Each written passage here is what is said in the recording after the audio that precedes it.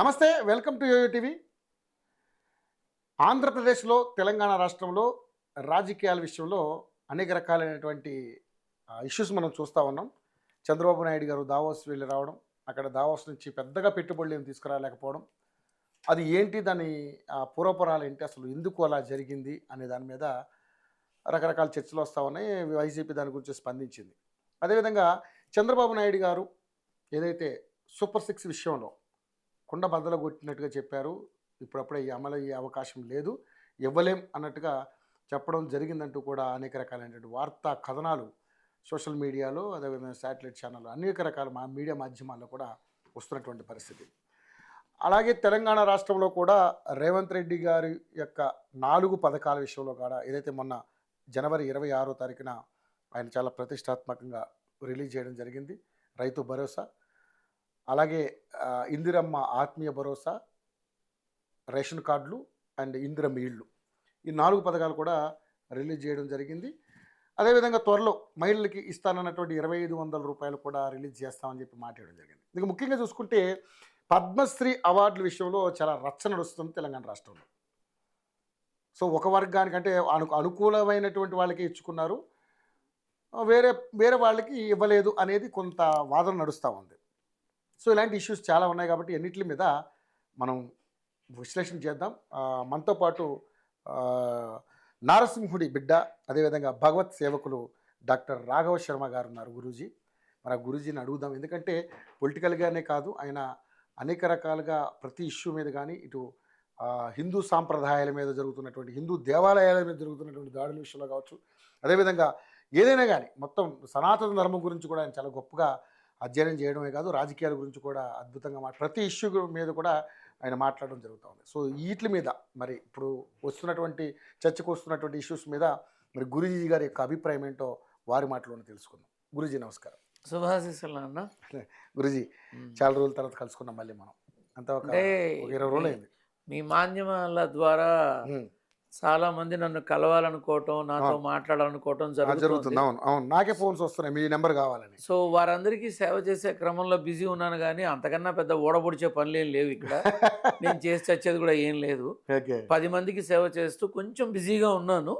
ఈ మాధ్యమాల్లో వచ్చిన తర్వాత బాగా జనానికి ఉపయోగపడే విధంగా ఎక్కువ అవకాశం దొరుకుతోందని ఆ ఆనందము, అలాగే బిజీ, అంతే తప్ప వేరే ఏం లేదు. మీరు ఎప్పుడు బిజీగానే ఉండాలి స్వామి. నేను భగవత్ సంకల్పం. ఇక చర్చలోకి వెళ్ళిపోదాం. చంద్రబాబు నాయుడు గారు దావోస్ పర్యటన చేశారు చాలా అద్భుతంగా. అక్కడ ఉన్నటువంటి డెలిగేట్స్ తోటి కావచ్చు, అనేక రకాలుగా పెట్టుబడులు పెట్టి వాళ్ళందరితో కూడా ఆయన చర్చలు జరిపారు. అద్భుతమైన అక్కడ ప్రజెంటేషన్ ఇచ్చారు కూడా ఆంధ్రప్రదేశ్ సంబంధించి. కానీ పెట్టుబడులు రావు నాన్న అనుకున్నట్టుగా. మహా అయితే 31% వస్తుందేమో, ఓ 31 రూపాయలు వస్తాయేమో. ఎందుకని 100 రూపాయలు రావు నాన్న. పరిస్థితి బాగాలేదు కదా, అవకాశం లేదు, ఖచ్చితంగా లేదు. అంటే ఏ రకంగా చంద్రబాబు నాయుడు గారి వల్ల కూడా కాదంటారా? చంద్రబాబు నాయుడు గారి మనస్ఫూర్తిగా చేద్దామనుకున్నా ప్రస్తుతం అమరావతి మీద తప్ప ఇంకెక్కడా ఏ రకమైన పెట్టుబడులు వచ్చే అవకాశం లేదు. వచ్చిన ప్రతి పెట్టుబడి రూపాయి కూడా అమరావతి మీద దృష్టి పెడతారు తప్ప వేరే ఆలోచనలో ఉండదు. అంతే తప్ప ఇప్పుడు దావోస్కి సంబంధించిన మీటింగ్స్ కానీ ఏవైనా సరే అన్ని మీటింగ్లు సక్సెసే. ఫైల్స్ అన్ని రెడీగా ఉన్నాయి. అవును, వచ్చినప్పుడు చూద్దాం. ఎందుకంటే అంత అక్కడ ఒక్కొక్కళ్ళకి కొన్ని వేల ఎకరాలు కావాలి, వాళ్ళు వచ్చి ఏదైనా చెయ్యాలంటే. ఎక్కడుంది అంత భూమి లేదంటారు. ఎక్కడుంది? ముందు అమరావతిని డెవలప్ చేయాలి కదా. అమరావతిని డెవలప్ చేయాలి అంటే స్టేట్ గవర్నమెంట్కి కావాల్సిందంతా ముందు ఇంప్లిమెంట్ చేయాలి. సో ఇప్పుడు అది చెయ్యాలి అంటే మళ్ళీ కొత్తగా కొన్ని వేల లక్షల ఎంప్లాయీస్ ఆర్గనైజ్ చేసేటటువంటి ఆ ఇండస్ట్రీస్ అన్నీ ఎక్కడ పెడతారు? అవకాశం లేదు. ఇదంతా ఏంటంటే ఓకే, వెళ్ళారు, మంచి మీటింగ్స్ అయినాయి, ఎంఓఏ సంతకాలు అయినాయి, అవి రావాలని నేను కోరుకుంటున్నా. అవి వస్తే కొన్ని లక్షల మందికి ఉద్యోగ అవకాశాలు కనిపిస్తాయి. సరే, అది పక్కన పెడితే ముందు డిఎస్సి నోటిఫికేషన్లన్నీ కంప్లీట్ చేసి ముందు ఈ ఉద్యోగాలు ఇస్తే సంతోషం కదా. ముందు ఈ ఉద్యోగాలు ఇస్తే సంతోషం.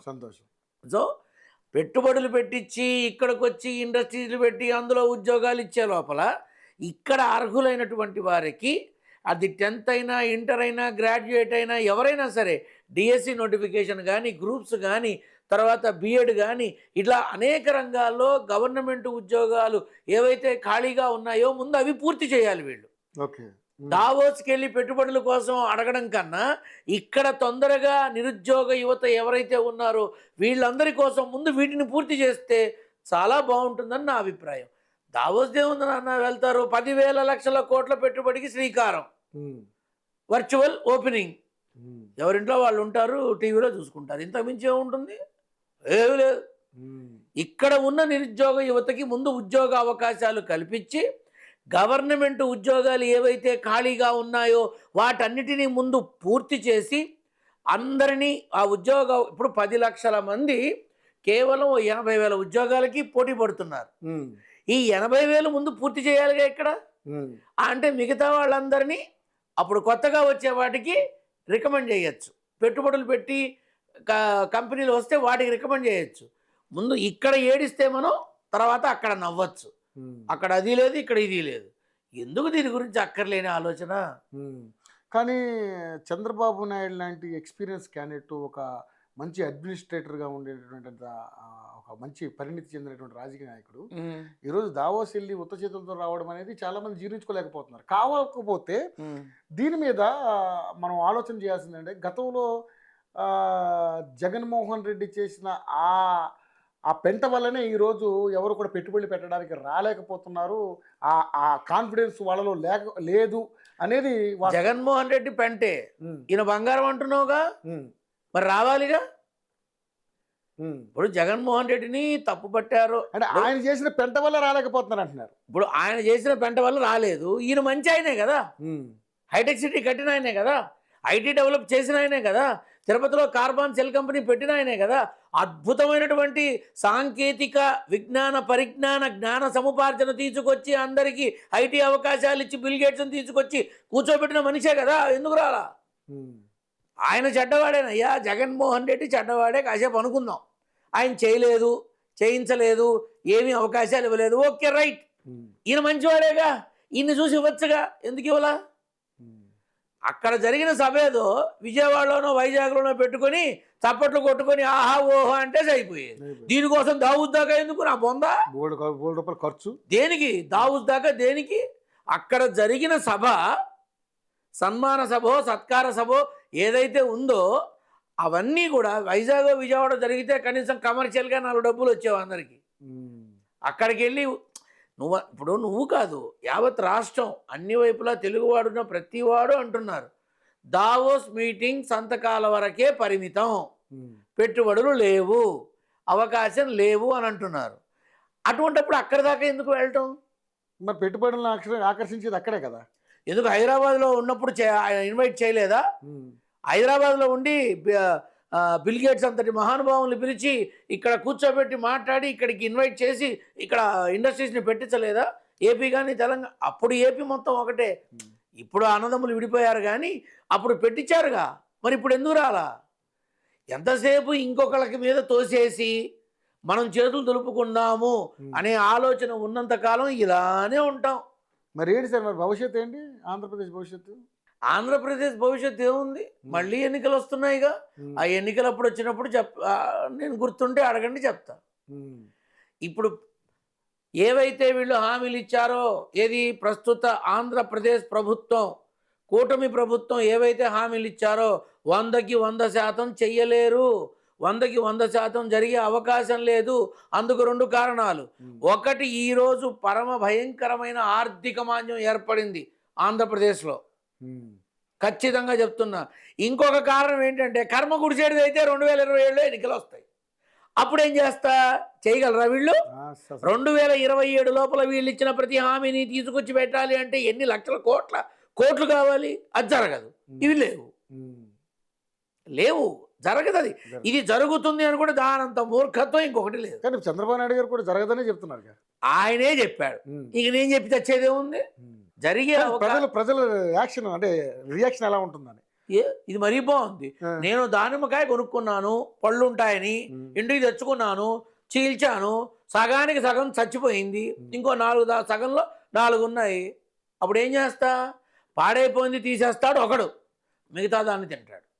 ఇంకొకడైతే అసలు పాడైపోయిన దాంట్లో నుంచి మంచివే ఉన్నాయో ఏరతాడు, ఆ మిగతా వాటిలో మంచివి ఇంకొకడైతే చిచ్చి ఈ పాడైపోయిన వాటితో పాటు ఇవి కూడా ఏదో పాడైపోయి ఉంటాయి మొత్తం తీసవతల పారేస్తారు. రేపు ప్రభుత్వం కూడా అదే అయితే, ప్రభుత్వాన్ని కూడా అలానే చూస్తే వీళ్ళు వచ్చారు, వీళ్ళు బాగున్నారు, వీళ్ళంతా చక్కగా చూస్తున్నారు, వీళ్ళు బాగుపడుతున్నారు. తెలుగుదేశంలోనే ఎమ్మెల్యేలుగా గెలిచిన వాళ్ళు మా చేతులు కట్టేసినట్టున్నాయి, మాకు ఏ రకమైన పవర్స్ లేవు, మేమేమీ చేయలేకపోతున్నాము, ఏమిట్రా మాకు ఈ కర్మ అని ఏడుస్తున్న వాళ్ళు బోల్డ్ మంది ఉన్నారు. ఖాళీగా ఉండి ఏం చేయలేక ఇక ఏమి చేయలేకపోతున్నారు కదా. అరే నియోజకవర్గానికి కూడా ఏమీ చేయలేకపోతున్నారు, వాళ్ళ నియోజకవర్గాలకి ఏమీ చేయలేకపోతున్నారు. ఫైర్ బ్రాండ్ అయ్యన్న పాత్రుడు గారు ఏం చేస్తున్నారయ్యా? ఫైర్ బ్రాండ్ ఒక ఆట ఆడుకున్నాడు ప్రతిపక్షంలో ఉన్నప్పుడు. ఫైర్ బ్రాండ్ అనేటువంటి అదేంటి అయ్యన్న పాత్రుడు, అసలు ఆయన మాట్లాడితే ఆ బుల్లెట్ల వర్షం కురుస్తున్నట్టు ఉంటుంది. ప్రతిపక్షంలో ఉన్నప్పుడు మొత్తం చెమటలు పట్టించాడు అందరికీ. మరి ఇప్పుడు పాలకపక్షంలో ఉండి ప్రథమ స్థానంలో ఉండి మాట్లాడకుండా వెళ్ళి అక్కడ కూర్చున్నారు. ఎందుకని? కాబట్టి ఇలాంటివి ఎన్నో ఉన్నాయి.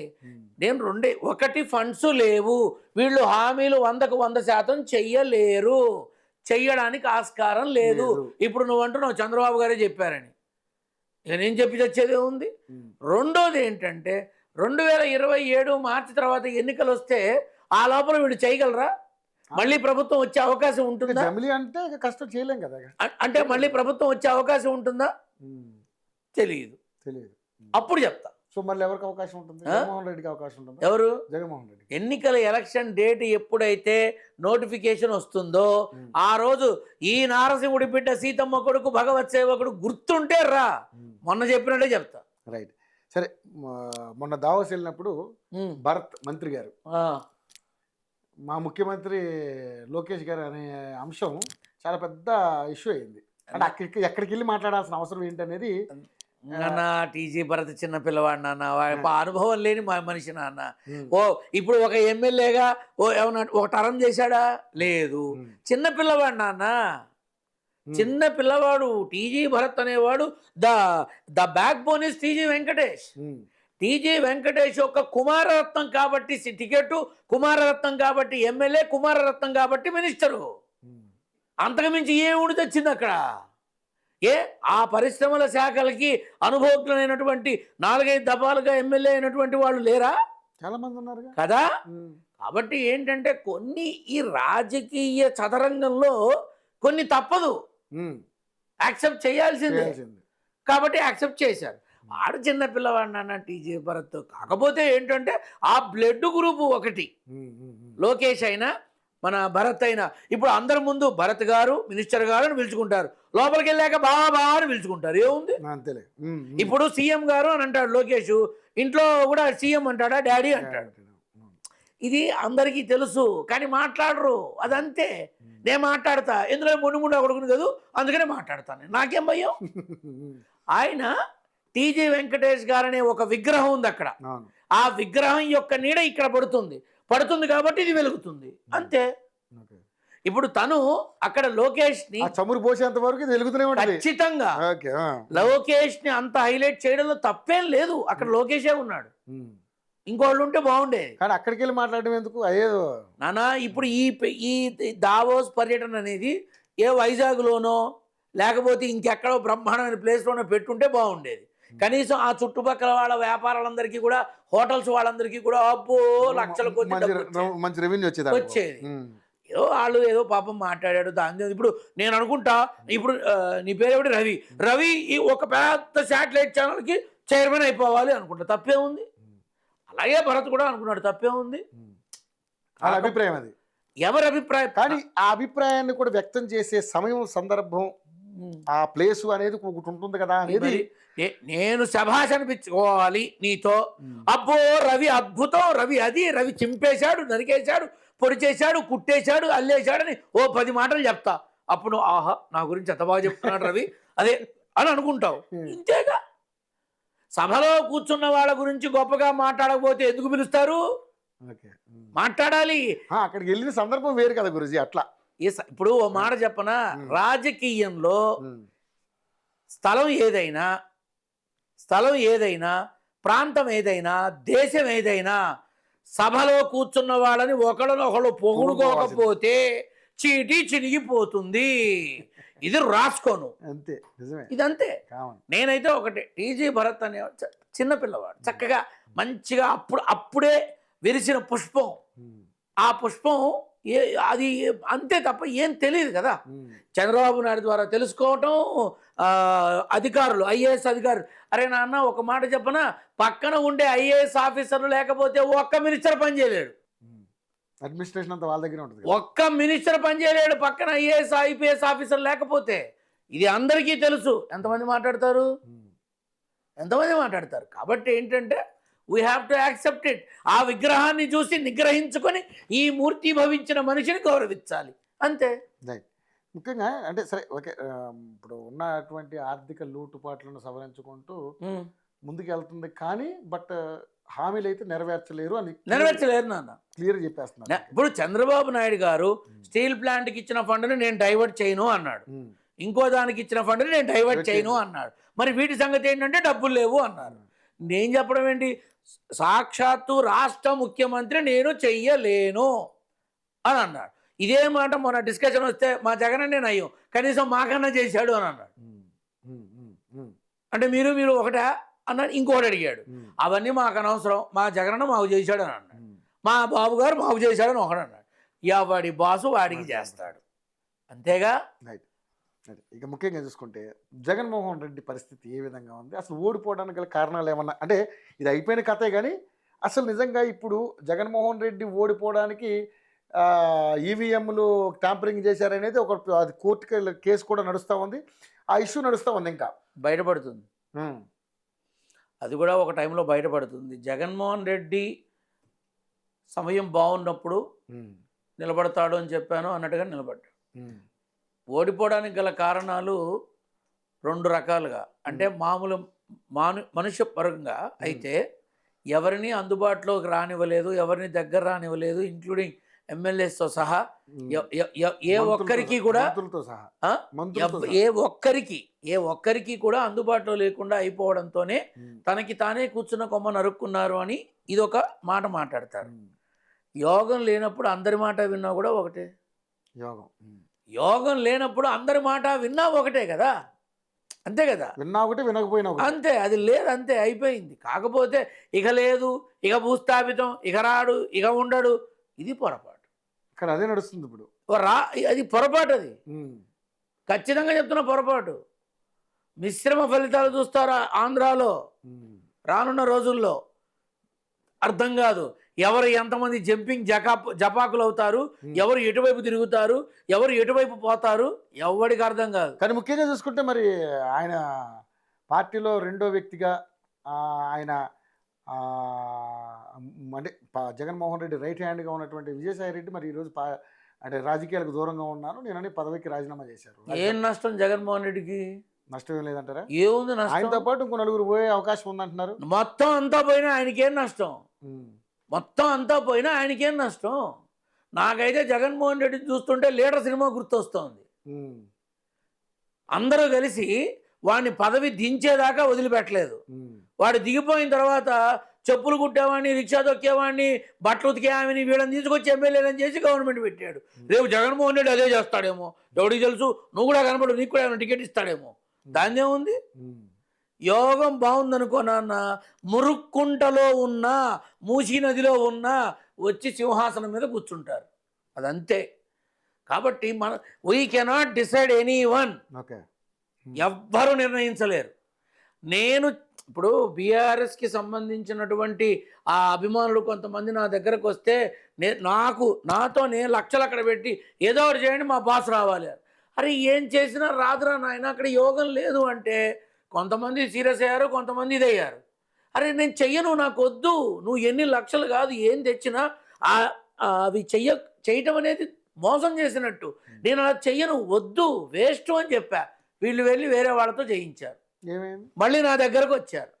మాకు దాదాపు కొన్ని లక్షల్లో వదిలింది గురువుగారు, మీ మాట వింటే కనీసం మాకు అవన్నీ మిగిలేవని అన్నారు. ఇది ఇంతేనన్న, యోగం లేకపోతే నువ్వు ఎన్ని చేసినా నిరుపయోగమే. కాబట్టి వీ కెనాట్ సే ఎనీథింగ్. నాకు నాన్న అనుష్ఠానంలో నా నాన్న సంకల్పంతో నాకు ఆ అవకాశం వచ్చినప్పుడు నాన్న ఇదిగో అని చెప్తా. నువ్వు గడచిన 4-5 టర్మ్స్గా నువ్వు ఏ ఎన్నికలు చూసుకున్నా నేను ముందు చెప్పిన సాక్ష్యాలు ఉన్నాయి కదా. ఏదో నోటికొచ్చిన మాట ముట్టుకొచ్చిన పిత్తు అన్నట్టుగా కాకుండా నేను ముందుగా చెప్పిన అవేమంటారు వీడియోలు ఉన్నాయిగా. సో అలాగే ఇది నిర్ణయించడం తప్పు ఒకళ్ళ గురించి ముందే. కాబట్టి రేపు ఏదైనా జరగచ్చు. అయిపోయింది లడ్డు వ్యవహారంతో మొత్తం కంప్లీట్గా జగన్మోహన్ రెడ్డి జైల్లోనే అన్నారు. ఏం జరిగింది?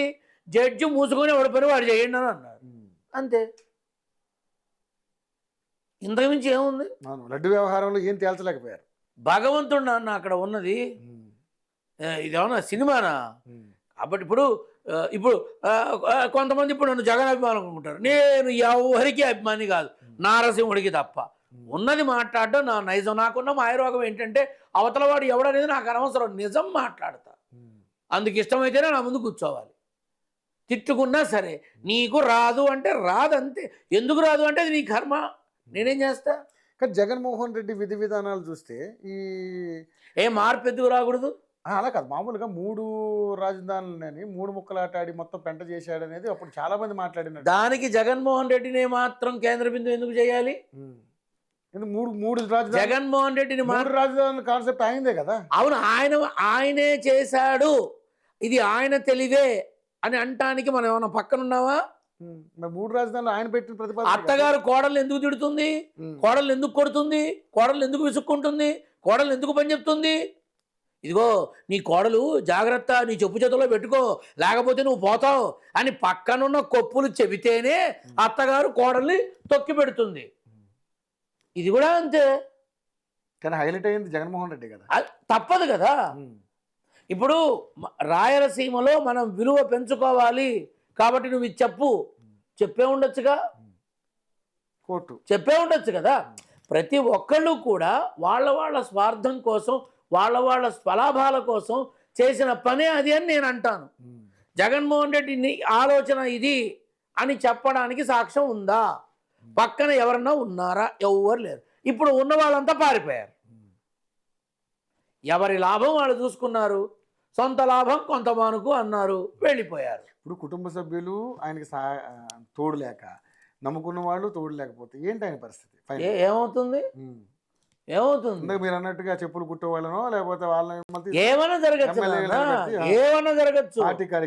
రేపు వైసీపీ తో పాటే మన జగన్ తో పాటే షర్మిల కలవదని నువ్వు గ్యారంటీ ఇవ్వగలవా? నాకు నేను అదే విషయం గ్యారంటీ ఇవ్వగలవా? షర్మిలకి మంత్రి వైసీపీ వాళ్ళు ఏమంటున్నారంటే జన్మలో కలిసేది లేదు, ఎందుకంటే రాజన బిడ్డగానే మేము ఆమెను గుర్తించట్లేదు. జగన్మోహన్ రెడ్డితో ఆ రోజు జగన్మోహన్ రెడ్డి ఆమెకు పదవి ఇవ్వకపోవడం మంచిది, ఇచ్చుంటే వైఎస్ఆర్సీపీ సర్వనాశనం అయిపోయేదని మాట్లాడుతున్నారు. అవును, నేను ఇప్పుడు అదే అంటున్నా. ఇలా అన్నవి ఎన్ని జరగలేదు మన రాష్ట్రాల్లో? చచ్చిన అవకాశం లేదు అన్నవి కలిసి కూటమి ప్రభుత్వంగా. మరి ఇప్పుడు ఉన్న కూటమి ప్రభుత్వం ఒకనాడు లోకేష్ బాబుని కళ్యాణ్ బాబు అనలేదా? కళ్యాణ్ బాబుని లోకేష్ బాబు అనలేదా? చంద్రబాబుని మోడీ అనలేదా? మోడీని చంద్రబాబు నాయుడు అనలేదా? ఏ నా బొంద రాజకీయం రాక్షసంగా జనానికి కీడు చేసే యంత్రాంగం అంతే. ఎవడి లాభం వాడిది. ఒకసారి మనల్ని తిట్టిన వాడు ఉప్పు కారం తినేవాడైతే మళ్ళీ వాడి మొహం చూడ్డు. రాజకీయంలో శాశ్వత శత్రువులు ఉండరు, శాశ్వత మిత్రులు ఉండరు. అంతే. ఊస్తే ఏమిటి నా బొంద? ఉమ్మినా ఉచ్చ పోసినా ఎన్ని జరిగినా కద్దరు పంచ వేసుకున్నావా మనం ఫ్రెష్, అంతే. ఇవన్నీ ఉత్తమ మాటలు నాన్న. ఇప్పుడు ఒకానొక నాడు సభ పెట్టి నరేంద్ర మోడీని ఏకి పారేశారు తెలుగుదేశం వాళ్ళంతా. ఇవాళ వాళ్ళతోనే కలిసి ప్రభుత్వం పెట్టారు. కళ్యాణ్ బాబుని నోటుకొచ్చినట్టు మాట్లాడారు. ఇవాళ ఆ సపోర్ట్ తీసుకునే పెట్టారు. 130-140 సీట్లు వచ్చినా ఇవాళ ఏపీ ప్రభుత్వంలో వినబడుతున్న పేరేంటి? కళ్యాణ్ బాబు. రాజకీయం నాన్న, యు కెనాట్ అస్యూమ్ ఎనీవన్.